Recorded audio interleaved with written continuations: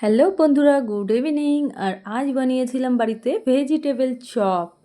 তো প্রথম থেকে আমার একটু ভিডিও করতে খেয়ালই ছিল না যে করব।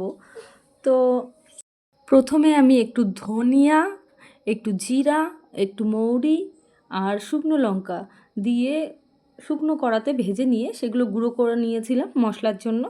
আর তারপরে বিট আর গাজরটা একদম সরু সরু করে কুচিয়ে নিয়েছিলাম, আর আলুটা সেদ্ধ করে নিয়েছিলাম। তারপরে তেলের উপরে পাঁচফোড়ন দিয়ে বিট আর গাজর কুচানোটা দিয়ে আর হচ্ছে গিয়ে একটুখানি ভাজা করে নিয়ে তারপরে আলুটা ম্যাশ করে দিয়ে তারপরে ওটা তৈরি করে নিয়েছিলাম মশলাটা।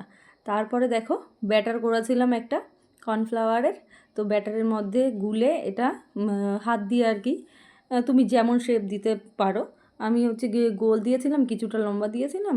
তারপরে ব্যাটারের মধ্যে দিয়ে ব্রেড গাম দিয়ে তারপরে করে নিয়ে তখন ভাজতে এসি, তখন আমার মনে পড়েছে না একটু ভিডিও করি। তো যাই হোক, ভিডিও করতে মনে ছিল না, তোমাদের পুরোটাই বলে দিলাম। তো তারপরে দেখো এখানে ভাজা হচ্ছে আর লাল লাল করে আমি ভেজেও নিচ্ছিলাম। এই যে দেখো ভাজা আমার এদিকে প্রায় কমপ্লিট। তো এই যে লাস্ট ফিনিশিং। তো টাটা বাই বাই, কেমন লাগলো সবাই বলো।